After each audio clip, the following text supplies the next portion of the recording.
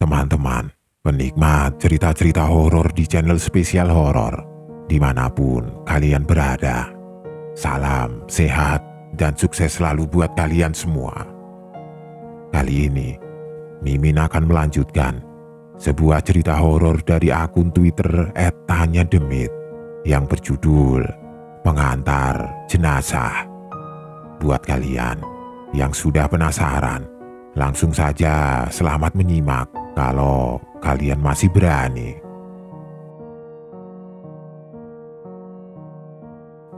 Di mana ini? Gumamku yang kini heran atas apa yang aku lihat. Kegelapan yang menyeramkan itu seperti membungkus apa yang sedang aku lihat sekarang. Kabut tebal yang menggantung rendah seperti tirai kelabu yang tidak kunjung terangkat di tengah-tengah kegelapan. Suara gemuruh dari daun bambu yang saling beradu satu sama lain ketika tersapu angin masih terdengar dari arah telinga, menciptakan melodi yang membuat suasananya semakin menakutkan untuk aku dengar. Aku kini berdiri di hutan yang gelap dengan jalanan setapak di dekatku yang mulai rapat.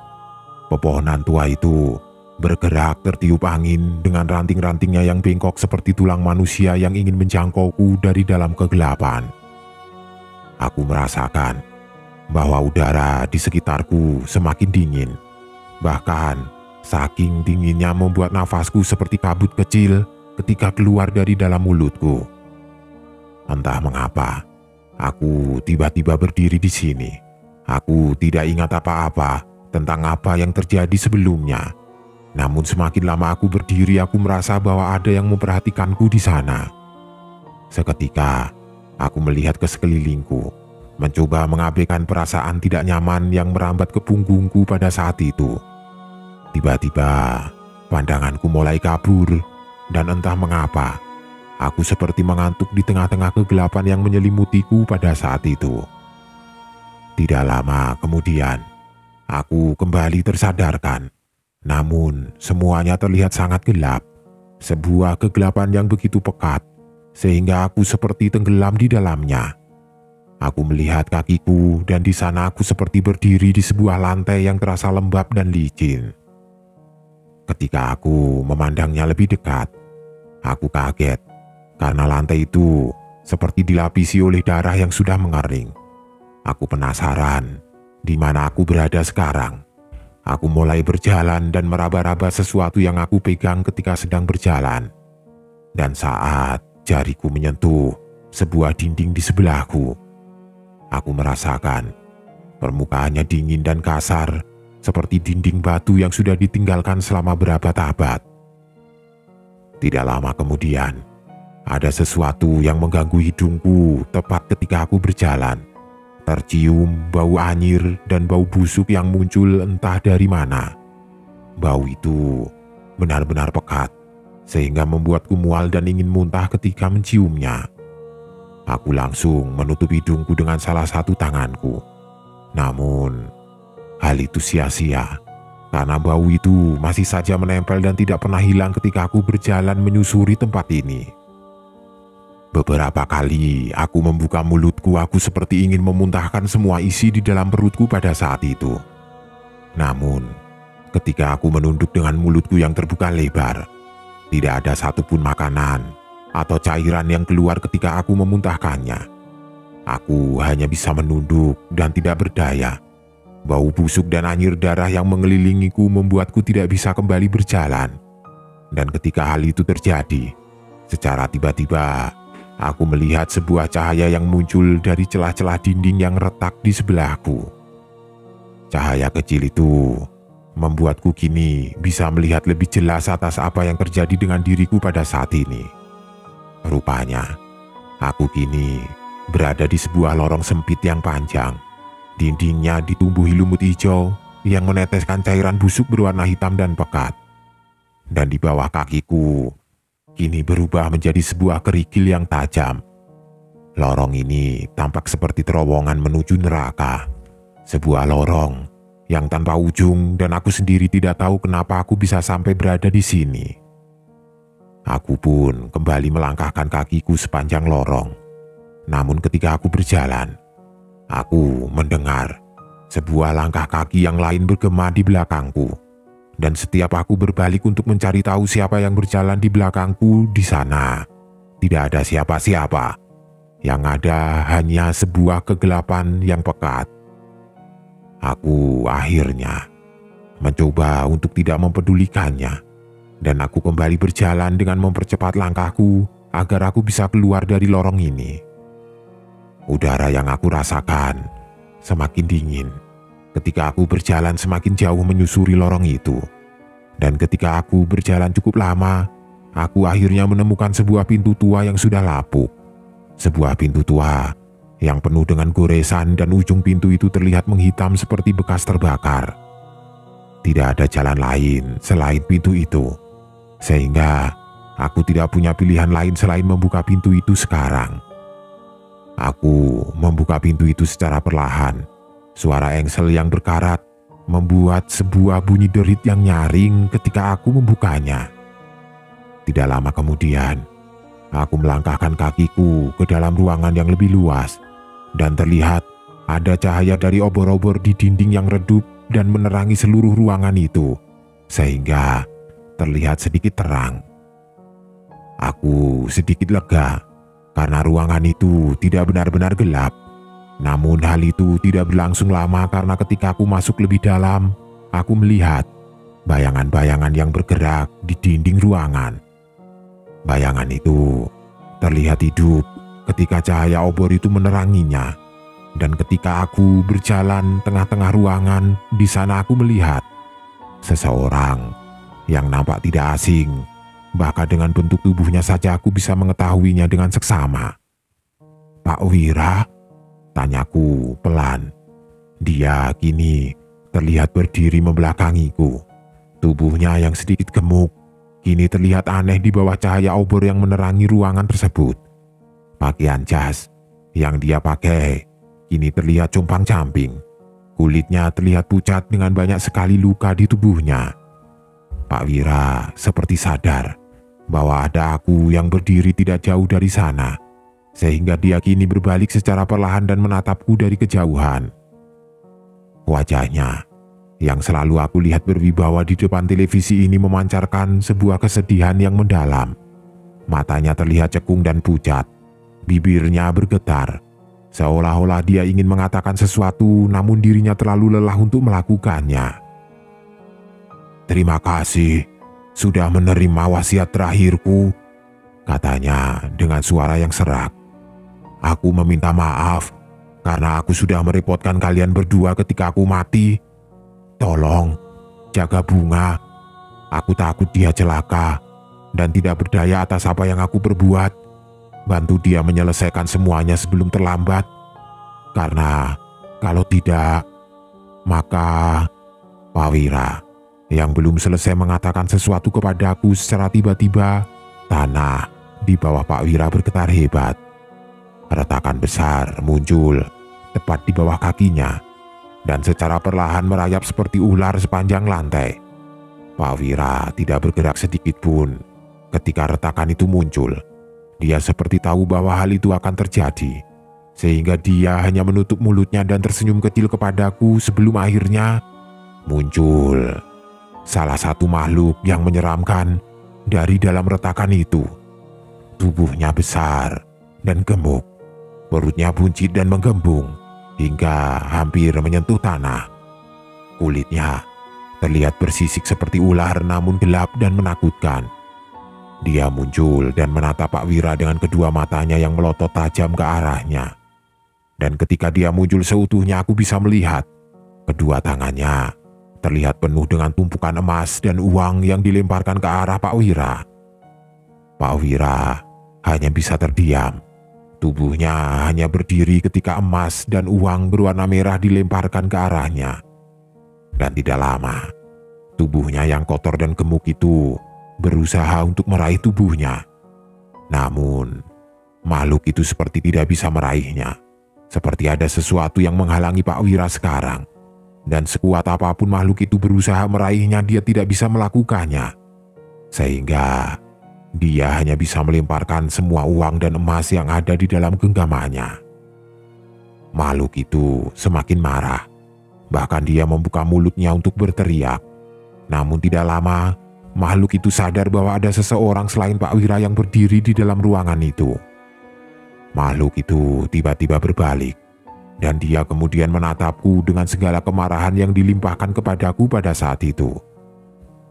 Aku benar-benar ketakutan, dan baru kali ini aku melihat makhluk yang menyeramkan seperti ini.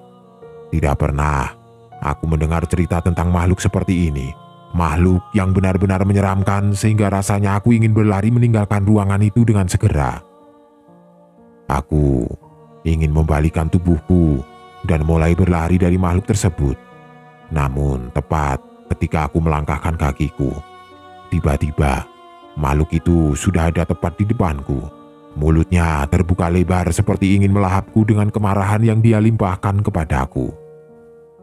Aku tidak bisa berbuat apa-apa sekarang. Mulutnya yang besar itu kini melahap tubuhku, melahap kepalaku sehingga semuanya gelap gulita. Dan tidak lama kemudian, aku merasakan gigi-gigi tajamnya menancap ke arah leher dan membuatku kesakitan dibuatnya. Pandanganku mendadak gelap. Aku tidak bisa merasakan lagi tubuhku pada saat itu. Yang aku lihat adalah kegelapan yang pekat.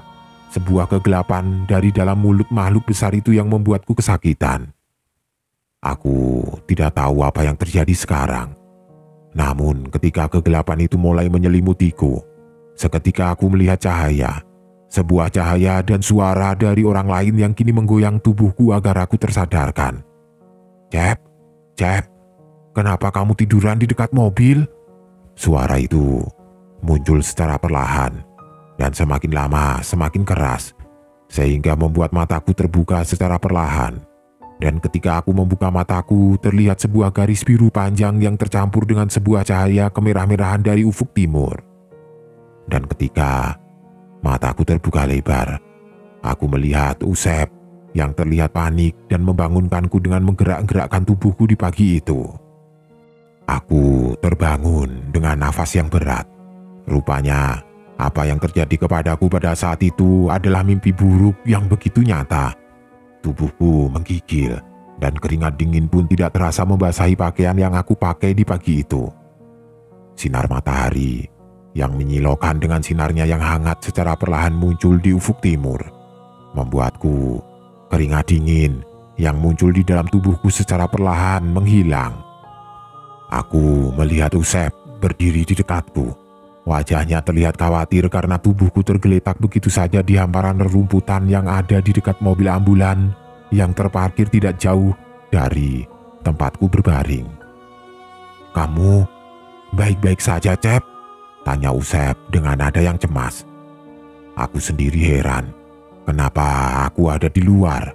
Bukannya tadi aku berada di pemakaman karena mengejar jenazah Pak Wira yang diambil paksa oleh para makhluk yang mengerikan di tempat ini pada malam itu. Aku hanya memandang Usep yang masih jongkok di depan tubuhku yang kini duduk dan melihat pemandangan hutan bambu yang mengelilingi tempat itu sekarang. Cahaya matahari pagi kini bisa melihat semuanya, dan aku tidak menyangka bahwa tempat ini dikelilingi oleh hutan bambu yang begitu lebat dan menyeramkan. Di saat aku sedang memperhatikan Usep dan tempat itu dengan seksama, tiba-tiba aku teringat oleh sesuatu. Karena ketika Usep datang, dia nampak sendirian dan tidak ada orang lain di sampingnya sekarang. "Bunga, Sep? Bunga di mana?" tanyaku.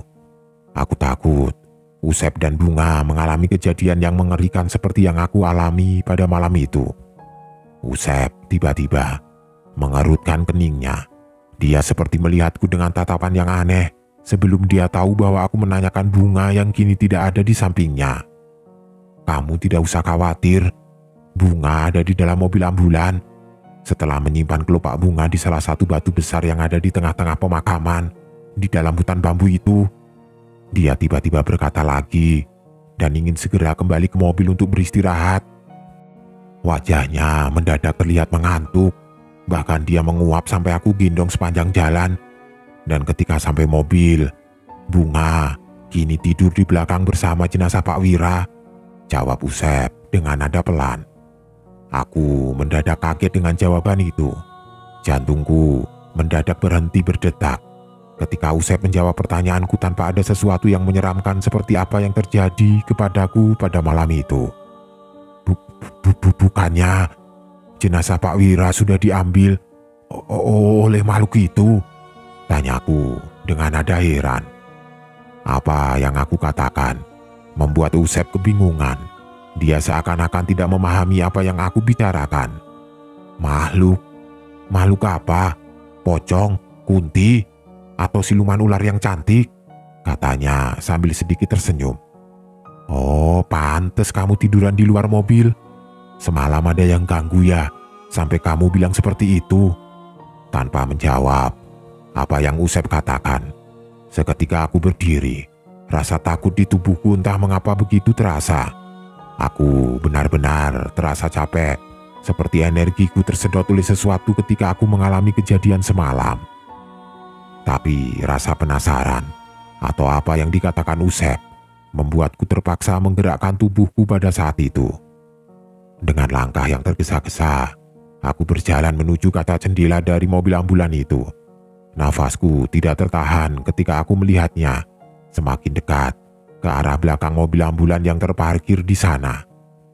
Di dalam mobil itu, entah mengapa, jenazah Pak Wira kembali terbaring dengan kain kafannya masih terlihat terbungkus rapi di dalam keranda besi yang tertutup rapat. Aku yang melihat hal tersebut dengan kedua mataku membuat tubuhku langsung menggigil tanpa ada alasan yang jelas. Aku bingung, apakah kejadian yang mengerikan kemarin juga adalah mimpi ketika aku ditinggalkan oleh mereka semua? Aku semakin ragu akan hal tersebut, sehingga aku langsung berjalan kembali ke belakang. Dan tidak lama aku membuka pintu belakang mobil secara perlahan. Hanya ada satu tujuanku pada saat itu, yaitu aku ingin melihat kain kafan yang nampak kotor ketika aku membawanya dari makam yang kosong di hutan bambu itu. Aku menarik tubuhnya dengan kedua tanganku di pemakaman itu pada kejadian itu terjadi, sehingga kakinya terlihat diseret dan membuat kain kafannya kotor. Dan hal itu ingin aku pastikan sekarang. Dengan tergesa-gesa, aku langsung melihat ke arah kaki, lalu aku angkat kakinya yang kaku itu secara perlahan, hingga tidak lama kemudian, astaga, seakan tidak percaya atas apa yang aku lihat. Aku melihat kain kafan itu kotor dan terlihat ada bekas tanah coklat yang menempel di belakang kakinya. Berarti apa yang terjadi semalam bukanlah mimpi, gumamku dalam hati. Aku semakin tidak karuan. Apa yang terjadi semalam tidak bisa aku terima begitu saja. Apalagi aku dilanda ketakutan yang menjadi-jadi ketika aku merasakan kengerian itu. Tanpa menunggu lama, aku kemudian berbalik dan meninggalkan mobil ambulan itu dengan pintunya yang terbuka.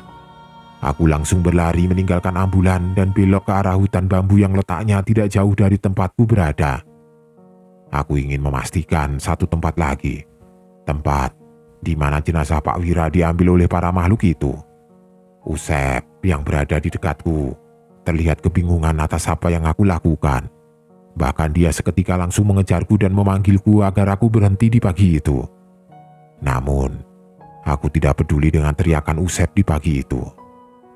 Pikiranku terlalu dipenuhi oleh ingatan tentang makhluk yang mengerikan itu. Para makhluk yang dengan mudahnya menarik jenazah Pak Wira dan membawanya ke tengah kegelapan. Hutan bambu itu tampak sunyi. Sinar matahari yang terang tampaknya tidak bisa masuk ke dalamnya. Pohon-pohon bambu yang tinggi dan menunduk dengan daunnya yang lebat membuatnya sangat rapat, sehingga kegelapan masih terasa meskipun pagi sudah menjelang. Aku masih merasakan hawa dingin yang menusuk. Juga ketika aku masuk semakin dalam, aku masih merasakan banyak sekali mata-mata yang mengintai di antara batang bambu yang tinggi dan rapat di sisi kiri dan kananku pada saat itu. Setelah berlari cukup jauh, aku akhirnya sampai di makam-makam tua yang berserakan, sesuai namanya, makam Louis Gawir, yang berarti makam yang berada di sisi tebing yang berhantu. Makam itu tampaknya tidak beraturan, seperti asal digali tanpa disusun seperti layaknya pemakaman umum yang tampak rapi.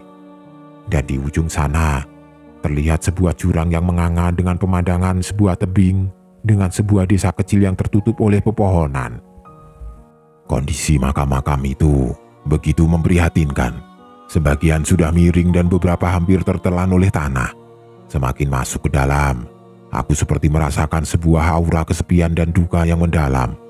Seolah-olah tempat ini telah lama dilupakan oleh kehidupan yang nyata. Makam-makam itu nampak dibuat seadanya. Sinar matahari yang memaksa masuk di antara rumpun bambu yang lebat membuatku bisa melihat semuanya. Dan ketika aku mendekat ke salah satu makamnya, di sana aku melihat batu nisannya sudah berlumut, menandakan makam ini sudah ada di tempat ini dalam waktu yang lama.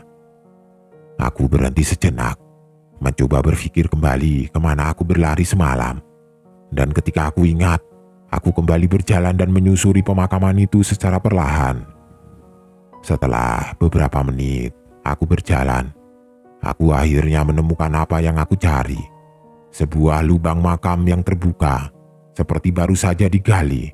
Dan tidak jauh dari tempat itu, aku menemukan dedaunan kering yang terlihat menumpuk, seperti terdorong oleh sesuatu yang diseret ke tanah.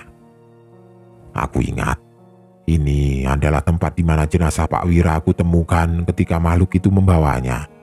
Dan ketika aku mendekati lubang makam itu, aku begitu terkejut ketika di dalamnya terlihat penuh oleh sesuatu yang mengagetkanku. "Kenapa ada sesajen di sini?" gumamku. Aku melihat di dalam lubang itu terlihat banyak sekali sesajen. Ada potongan tulang ayam yang tampak sudah membusuk, beberapa buah kelapa yang sudah mengering, dan banyak sekali makanan yang sudah membusuk yang dipenuhi oleh belatung. Seketika, bau anyir dan makanan yang telah membusuk menyebar dan tercium olehku. Hal itu tentu saja membuatku mual. Apa yang sebenarnya terjadi dengan tempat ini? Aku semakin kebingungan atas apa yang terjadi di sana. Karena di dalam makam yang terbuka itu aku melihat hal lain yang membuatku semakin terkejut. Yaitu, terlihat ada beberapa potong karung goni kosong berwarna coklat yang terlihat menutupi sesuatu. Karung-karung goni itu seperti karung goni yang dibawa oleh para makhluk itu. Sebuah karung goni yang penuh dengan uang dan dilempar ke belakang mobil jenazah ketika mereka membawa Pak Wira ke tempat ini. Seketika, aku mendekat ke arah karung goni itu dan mencoba menghiraukan bau busuk yang semakin menyengat ketika aku berjalan. Tidak lama, aku membuka karung goni itu secara perlahan.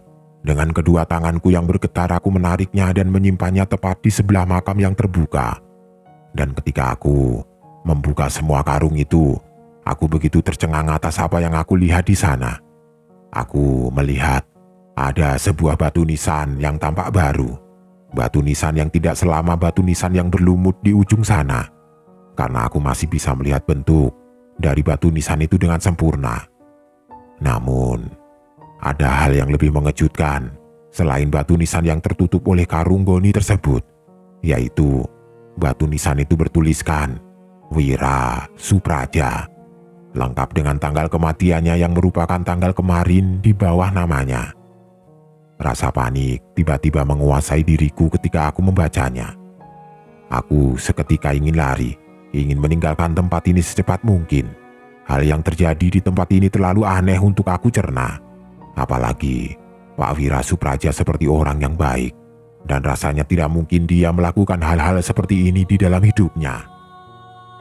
Cecep, Cep. Tiba-tiba terdengar suara Usep memanggilku dari belakang, dan hal itu membuatku langsung menoleh ke arahnya dengan penuh ketakutan. "Kenapa kamu? Kenapa langsung lari?" tanya Usep dengan nafasnya yang terengah-engah. Aku hanya menunjuk ke arah galian makam Pak Wira yang ada di dekatku. Tanganku tanpa sadar menunjuk ke arah batu nisan yang bertuliskan Wira Supraja di sana. Namun, Usep tampak semakin kebingungan ketika aku melakukan hal itu. Dia hanya menyipitkan matanya dan seperti tidak mengerti apa yang sedang aku lakukan.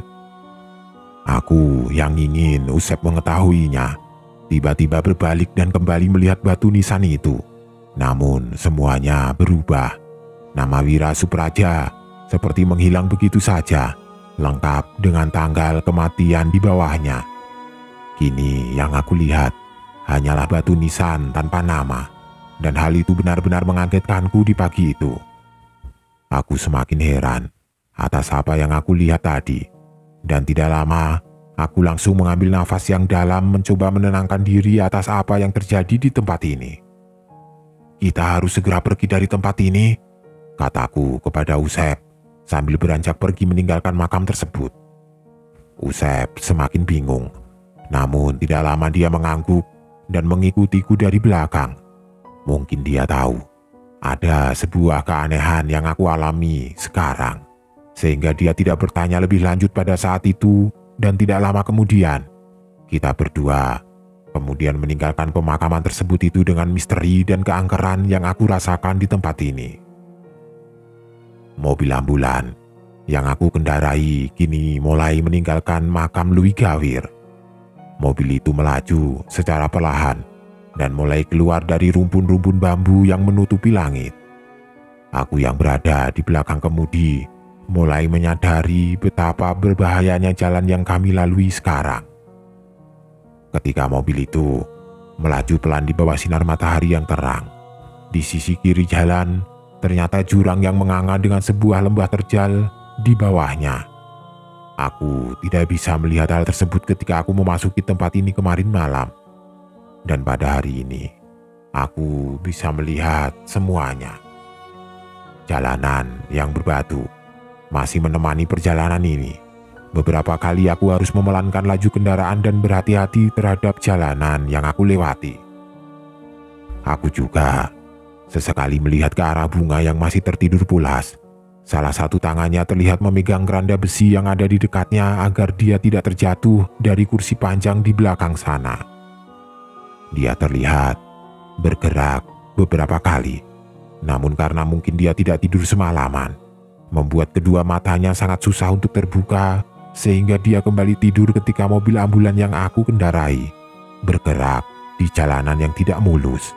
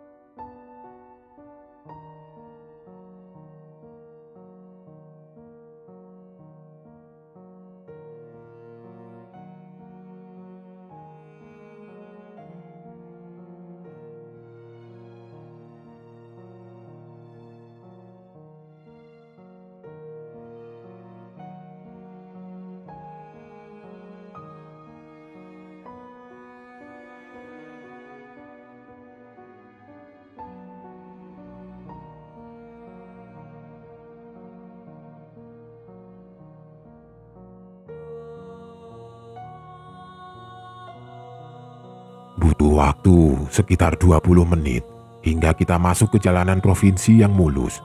Sebuah jalanan dengan aspal yang masih baru dengan sebuah garis kuning yang panjang di tengahnya.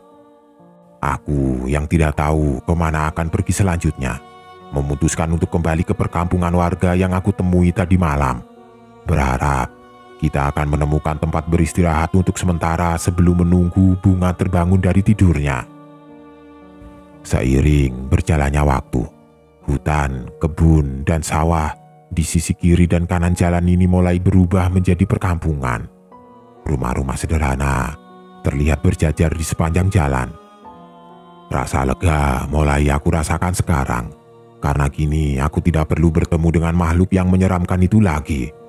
Sehingga aku hanya terus meneruskan perjalanan yang panjang ini, hingga akhir yang aku sendiri pun tidak tahu di mana ujungnya. Di saat aku sedang fokus dengan jalanan yang ada di depanku. Bunga yang sebelumnya tertidur di belakang sana tiba-tiba terbangun. Aku yang menyadari itu langsung melihatnya melalui kaca spion tengah. Wajahnya kini terlihat berbeda sekarang. Tidak seperti kemarin yang hanya terdiam dengan tatapan kosong. Beberapa kali aku melihatnya menguap di tengah-tengah rambutnya yang acak-acakan karena tidurnya tidak nyenyak di hari itu. Bunga yang terbangun kini kembali duduk bersamaan dengan kotak tua yang dia pegang dan tidak dia lepaskan dari kemarin malam. "A, kata Bunga yang mencoba memanggilku. Suaranya yang kecil terdengar jelas sehingga aku dan Usep langsung menoleh ke arahnya. Sambil memegang perutnya, dia seperti ingin berbicara kepada kita berdua pada saat itu. "Aku lapar, A. Bisa kita makan dulu sebentar?" tanya Bunga. Suaranya kini terdengar lembut, seperti anak kecil yang meminta sesuatu dengan sopan kepada orang yang lebih tua darinya. Aku lantas melirik ke arah Usep yang duduk di sampingku. Dan Usep pun mengangguk karena dia sendiri merasakan bahwa dari semalam dia tidak makan apa-apa. Aku yang tahu ekspresi dari mereka berdua akhirnya mengangguk pelan. "Baiklah," jawabku dengan nada yang tenang. "Kita akan mencari tempat makan dan tempat beristirahat terlebih dahulu." Bunga dan Usep seketika langsung mengangguk. Bahkan Bunga terlihat sedikit tersenyum. Senyumannya terlihat manis untuk anak seumurannya. Dan aku baru sadar bahwa dia terlihat cantik ketika dia tersenyum seperti itu. Akhirnya, kita semua melanjutkan perjalanan. Aku beberapa kali melihat tempat yang sekiranya cocok untuk beristirahat sejenak. Dan setelah hampir beberapa menit aku menyusuri jalanan ini, akhirnya aku menemukan sebuah warung makan dengan plang yang besar di atasnya. Bangunannya terlihat sederhana. Bangunan itu seperti rumah dengan kaca besar di depannya. Lalu terlihat tulisan "Rumah Makan Sunda" dengan warna hijau yang membuat siapapun sejuk melihatnya. Rumah makan itu terlihat sangat ramai karena terlihat ada beberapa motor dan mobil elf jurusan Bungbulang Bandung yang berhenti sejenak di sana. Akhirnya, aku memutuskan berhenti di sana untuk sarapan dan beristirahat sejenak sebelum melanjutkan perjalanan bersama dengan Bunga di hari itu. Aku memarkir mobil ambulan itu tepat di depan warung, dan kita semua turun secara perlahan. Ada sedikit tatapan aneh dari orang-orang yang berdiri di depan warung. Namun hal itu tidak lama, karena ketika aku turun, mereka langsung memalingkan wajahnya dan kembali dengan aktivitas mereka. Bunga yang turun dari pintu belakang seketika berjalan ke arahku dengan kotak yang masih dia pegang. Bunga yang mengerti bahwa ada jenazah ayahnya di dalam mobil langsung menutup pintu belakang dengan cepat, berharap tidak ada pengunjung yang melihat bahwa ada jenazah di sana. Kini aku mulai bisa melihat langkah kaki Bunga ketika berjalan. Langkah kakinya terlihat berbeda. Dia terlihat sedikit ceria dibandingkan ketika aku bertemu dengannya di rumah sakit kemarin malam. Aku sempat berpikir, apakah ini gara-gara dari kelopak bunga yang dia simpan kemarin di tempat itu? Namun, apa hubungannya dengan semua ini? "Ayo, melamun. Ayo cepat. Lapar ini." Tiba-tiba, Usep menepuk pundakku. Dia melihatku yang tiba-tiba berhenti dan melamun sejenak sebelum akhirnya berlari mengejar Bunga yang sudah masuk terlebih dahulu ke dalam rumah makan tersebut. Suasana rumah makan itu terlihat sangat ramai di pagi hari. Beberapa pelanggan sudah duduk di mejanya masing-masing dengan makanan yang mereka pesan. Bau masakan Sunda yang digoreng di dapur belakang seketika menyebar di udara, mengundang rasa lapar yang aku rasakan pada saat itu. Kulihat dinding-dinding kayu di warung itu dihiasi oleh foto-foto pemandangan alam khas Jawa Barat Selatan yang didominasi oleh pegunungan dan hutan lebat. Rupanya, Bunga sudah terlihat duduk di salah satu meja yang ada di sudut ruangan. Entah mengapa, dia memilih untuk terpisah dari orang-orang yang duduk di depan etalase makanan. Namun, aku mencoba untuk tidak mempedulikannya dan akhirnya berjalan menyusulnya untuk duduk di sana pada saat itu. Aku, Usep, dan Bunga akhirnya memesan beberapa makanan dan minuman. Usep nampak kalap dengan memesan 2 porsi makanan dan 2 teh jumbo beserta es jeruk manis untuk pelepas dahaga. Tenang, kita dibekali uang banyak. Bahkan kata Bu Sari di rumah sakit, uang itu bisa kita pakai untuk beli baju ganti, karena kita tidak bawa baju ganti satupun, katanya.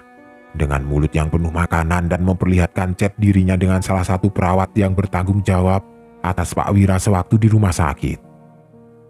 Aku hanya mengangguk kecil, tanpa mempedulikan apa yang Usep lakukan pada saat itu.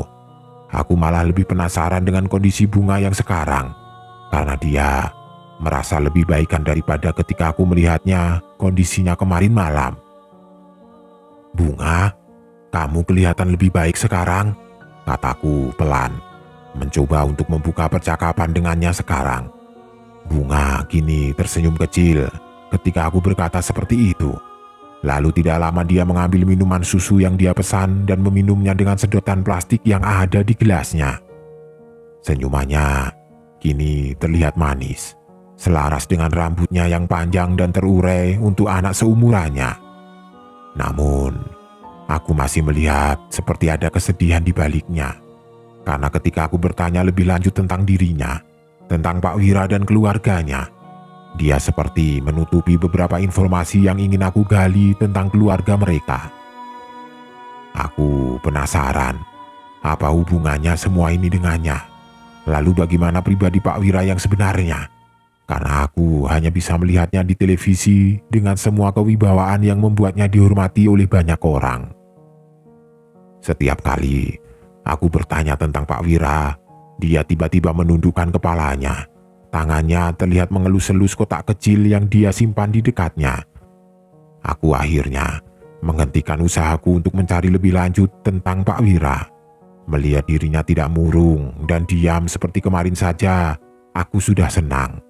Karena mungkin aku tidak akan melihatnya terdiam di kursi belakang seperti yang aku lihat semalaman pada saat itu. "Aku meminta maaf, seharusnya aku tidak bertanya seperti itu," kataku yang mencoba untuk meminta maaf kepadanya. Bunga kembali mengangguk. Wajah murungnya kini hilang secara perlahan, dan dia kembali tersenyum secara perlahan dan melanjutkan untuk memakan makanan yang sudah dia pesan. Tidak lama kemudian, aku kembali bertanya kepadanya tentang tempat yang akan kita datangi selanjutnya. Aku berharap tempat itu tidak seperti tempat yang kemarin. Tempat yang menyeramkan dengan berbagai makhluk yang muncul dan membawa jenazah Pak Wira hingga aku tidak sadarkan diri. Bunga hanya membalasnya dengan anggukan. Lalu tidak lama, dia mulai membuka kotak kecilnya itu dan mengeluarkan buku catatan yang ada di dalamnya. Bunga kembali merobek halaman kedua.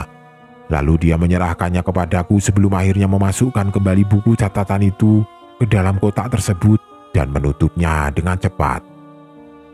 Ekspresinya seperti berubah dengan sekilas ketika aku melihatnya membuka kotak itu.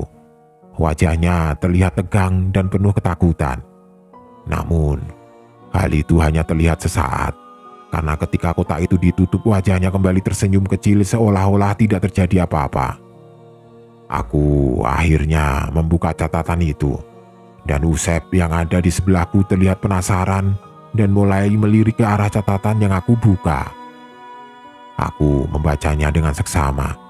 Namun, belum selesai aku membacanya, tiba-tiba aku mendengar Usep yang berbicara dengan mulutnya yang masih penuh makanan.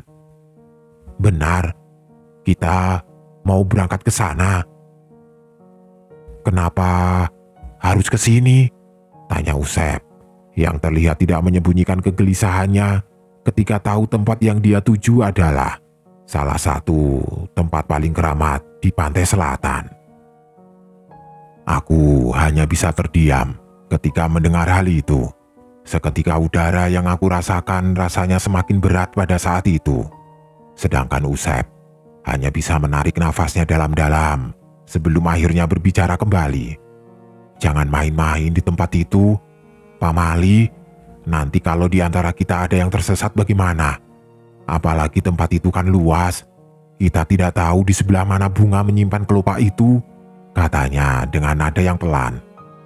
Aku hanya terdiam sebentar. Begitu juga dengan bunga. Entah mengapa, bunga seperti tidak ingin ikut dalam pembicaraan ini. Dia hanya bisa menatap kita berdua sambil memegang kotak tua itu dengan salah satu tangannya. Aku tahu, Sep, tapi mau bagaimanapun kita harus ke sana. Aku juga sebenarnya ingin pulang, Sep. Tapi kita sudah terikat kontrak untuk menyelesaikan semuanya, kataku sambil menatap catatan kecil itu. Di tengah-tengah pembicaraan itu, entah mengapa tiba-tiba salah satu pelayan dari rumah makan tersebut menghampiri kita semua yang duduk di sana. Dia datang sambil membawa secangkir kopi hitam yang baru saja diseduh. Terlihat dari uapnya yang masih mengepul tipis di udara pagi yang sejuk itu. Pelayan itu secara tiba-tiba meletakkan kopi tersebut di meja dengan senyumannya yang ramah. Hal itu tentu saja membuat kita semua meliriknya, karena di antara kita bertiga tidak ada yang memesan kopi hitam itu. Maaf, kita tidak pesan kopi hitam. Kita tidak memesan minuman tambahan, kata Usep yang berusaha untuk menolak pesanan tersebut. Hal itu membuat pelayan itu kebingungan. Dia menatap kita bertiga secara perlahan hingga akhirnya dia berkata, "Maaf Kang, tadi ada yang pesan di luar sana, bapak-bapak dengan badannya yang sedikit gemuk dan merokok di mobil ambulan punya akang-akang. Katanya dia menyuruhku untuk membuatkannya kopi hitam, dan dia menyuruhku untuk menyimpannya di meja ini sambil menunggu rokoknya habis." Hal itu seketika membuatku dan Usep semakin heran dengan apa yang dia katakan. Lalu tidak lama, Bunga yang ada di depanku langsung berkata, "Ini pasti pesanan ayah kan ya?" tanyanya. Pelayan yang melihat ke arah Bunga seketika langsung tersenyum kecil, lalu secara tiba-tiba dia kembali berkata, "Iya, ini pesanan dari Pak Wira. Aku bertemu dengannya tadi di luar. Katanya ketika tadi dia memesan kopi, dia berkata bahwa bilang saja itu pesanan dari Pak Wira," katanya, sambil meninggalkan kita berdua yang kini kebingungan atas apa yang terjadi di pagi itu.